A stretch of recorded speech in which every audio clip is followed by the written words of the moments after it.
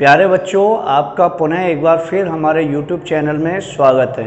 बेटे, हम एक्सरसाइज 6.3 स्पर्श रेखा और अविलंब का टॉपिक पढ़ रहे हैं, जो कि बोर्ड की दृष्टि से भी काफ़ी अच्छा है। मैंने आपको बताया था कि चैप्टर नंबर 6 फर्स्ट बुक में एक ऐसा चैप्टर है जिसमें से आपको लगभग 13 मार्क्स का आएगा। सही है ना बेटा? तो तैयारी अच्छी करें। आज मैं आपको फिर वही क्वेश्चन एक बार फिर रिपीट करता हूं जो मैं पहली वीडियो में आपको बता चुका था। अब ये एनसीईआरटी के क्वेश्चन है बेटा। वक्र y बराबर 3x 4 माइनस 4x तो x बराबर 4 पर स्पर्श रेखा की प्रवणता बताओ। सूत्र आपने याद कर लिए होंगे। जब आप इसका सॉल्यूशन दोगे, है ना, तो सबसे पहले बेटे ये बताइए वक्र हमें कितना दे रखा है। y is equal to 3x4 minus के 4x, है ना। तो हम सबसे पहले क्या करेंगे बेटा, यहाँ पे x के सापेक्ष अवकलन करने पर, x के सापेक्ष अवकलन करने पर, तो सबसे पहले x के सापेक्ष अवकलन करो तो y का अवकलन प्यारे क्या हो जाएगा, dy अपॉन dx। 3 कांस्टेंट है, इसका अवकलन आएगा n x की घात n माइनस 1। 4 x का अवकलन क्या बताया था बेटा मैंने, 1। तो ये आएगा 3 चौक 12 x की घात 3 और 4 एकन 4। मैंने आपको बताया था जो dy अपॉन dx है वही m बनेगा। तो अब x बराबर 4 पर हमें चाहिए बेटा प्रवणता। क्या चाहिए? प्रवणता। और प्रवणता मैंने आपको बताया था क्या होता है, dy अपॉन dx। इसको बेटे हम m भी लिख देते हैं। क्या लिख देते हैं? m। तो इसमें आप मान लगा दो तो 12 और ये आ जाएगा बेटे 4 की घात 3 माइनस के 4।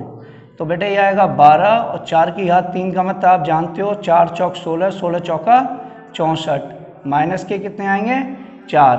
अब आप इसको सॉल्व कर लोगे। 12 चौक कितना हो गया बेटा 48, कितना हाथ से लगा 4, और 12 छिंग 72, 72 और 4 कितना हो गया 76, माइनस के 4। तो ये कितना आ जाएगा घट के बेटे 764, और यही हमारा क्या बन जाएगा आंसर। तो प्रवणता अगर आपसे स्पर्श रेखा की पूछी जाए तो आराम से आप अवकलन करके उसमें मान लगा सकते हो। कर लेंगे आसानी से, ठीक है बेटे। अब इसके बाद हम क्वेश्चन देखते हैं। इसका क्वेश्चन नंबर 2 काफ़ी अच्छा सवाल है वैसे स्मॉल नंबर के लिए, है ना। तो आसानी से कर लेना बेटे, कोई दिक्कत नहीं है। क्वेश्चन नंबर 2 क्या बोल रहा है? क्वेश्चन नंबर 2 है बेटे, अब आपको वक्र जो है ना y इज इक्वल टू, है ना, ये दिया है x माइनस 1 अपॉन में x माइनस 2।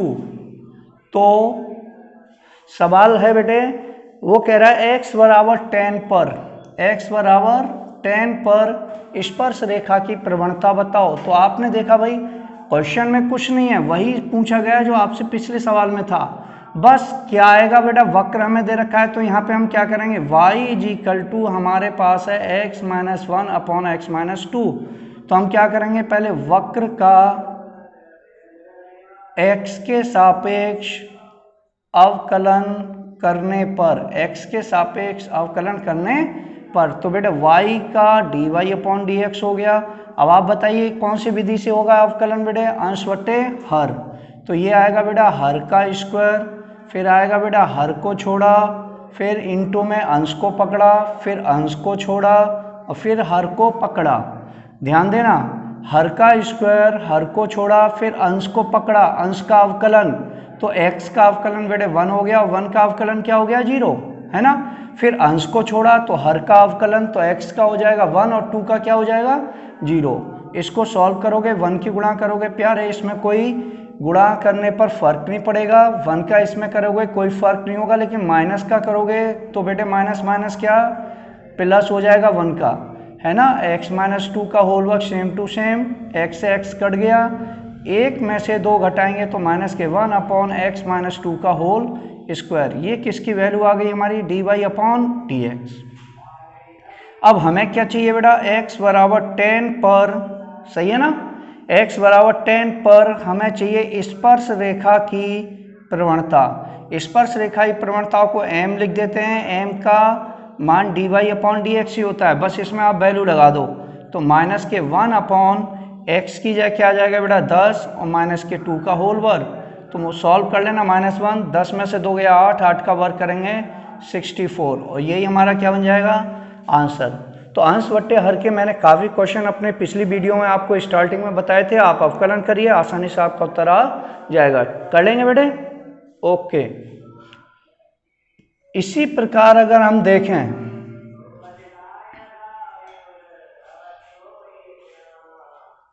क्वेश्चन नंबर 3, काफ़ी सिंपल है, आप उसे अपने आप कर लेना, कोई दिक्कत नहीं, ठीक है ना।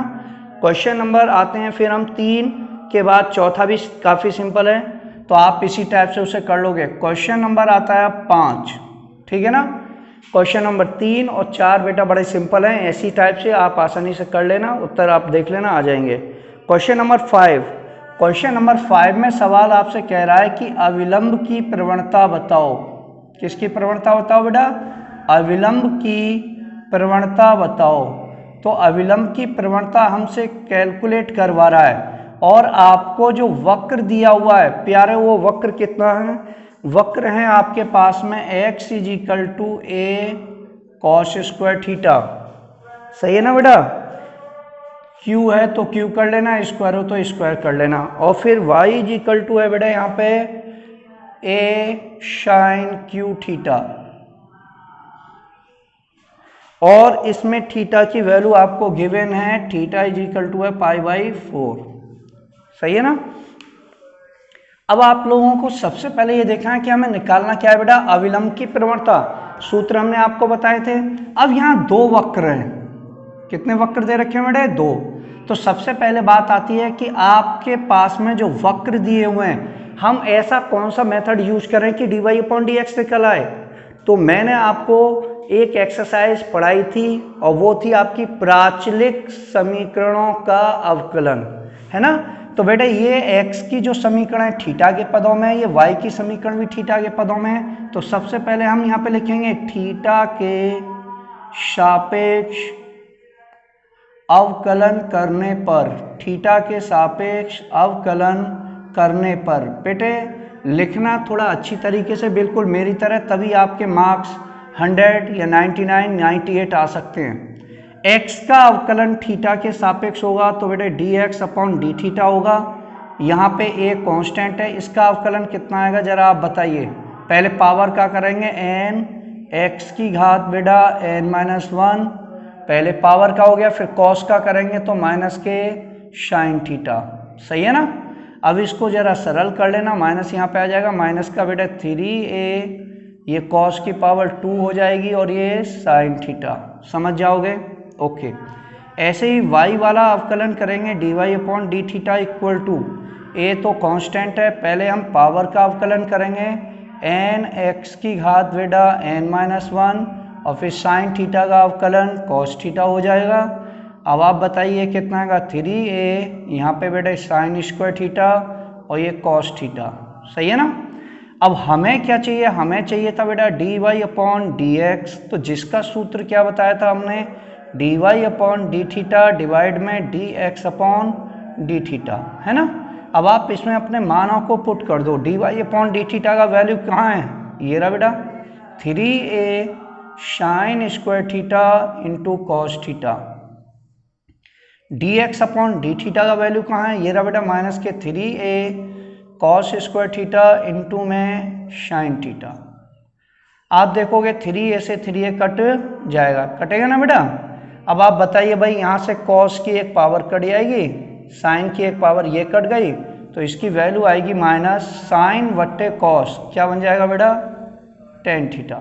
साइन थीटा बट्टे कॉस थीटा क्या बन जाएगा बेटा? tan theta. अब ये जो है dy/dx आ गया। अब हमें पहले निकालेंगे थीटा बराबर π/4 पर, है ना, स्पर्श रेखा की प्रवणता। स्पर्श रेखा की प्रवणता को बेटा हम किससे रिप्रेजेंट करेंगे? m से। तो यहाँ मान लगा देना है ना, m का मान ही dy/dx होता है, आप लोग जानते हो। माइनस का कितना आएगा बेटा यहाँ? tan 45, और tan 45 का मान -1, माइनस तो आगे है, tan 45 का 1 होता है ना बेटा। अब हमें क्या चाहिए? अविलंब की प्रवणता। किसकी प्रवणता? अविलंब की प्रवणता। तो उसका सूत्र हमने आपको बताया था, अविलंब की प्रवणता का सूत्र -1/m। तो m की वैल्यू माइनस में है, माइनस से माइनस कट गया, तो आंसर क्या आएगा इसका? +1। तो बड़ा आसान है बेटा, प्राचलिक समीकरणों का अवकलन करो, θ/π/4 m निकालो, फिर अविलंब की प्रवणता का सूत्र -1/m, आसानी से हो जाएगा। ठीक, इसके बाद में बेटे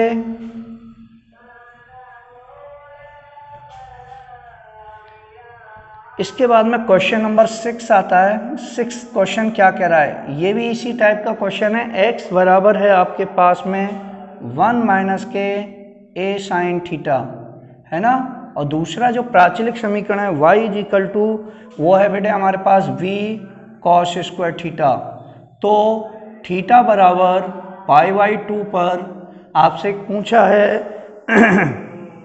अविलंब की प्रवणता। क्या पूछी गई है बेटा, अविलंब की प्रवणता, ये आपसे फाइंड आउट करवाया है ना।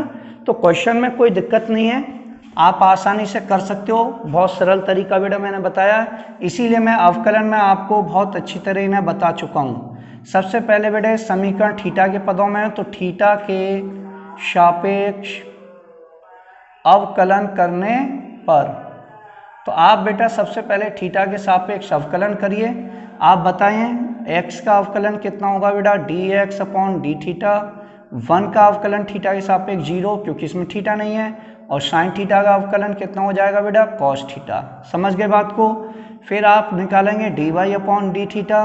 तो प्यारे ये बताइए v, पहले हम पावर का अवकलन करेंगे, तो n x की घात बेटा n-1, और फिर cos थीटा का माइनस के साइन थीटा।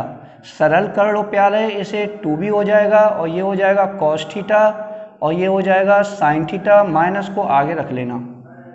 अब हमें क्या चाहिए बेटे, dy/dx। तो पिछले सवाल की तरह dy/d थीटा डिवाइड में dx/d थीटा, फॉर्मूला यूज कर लेना।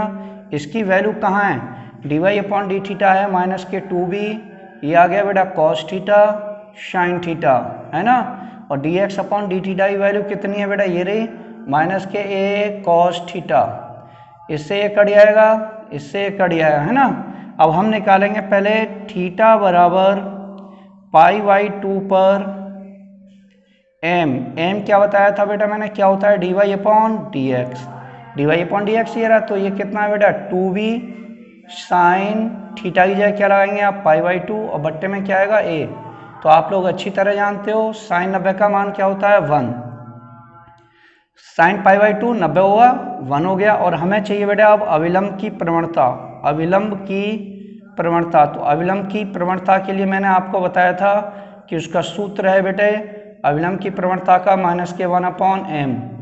m की जगह आप क्या लगा देंगे 2b/a, तो a ऊपर पहुंच जाएगा, तो ये आंसर आएगा -k/2b। That's all answer.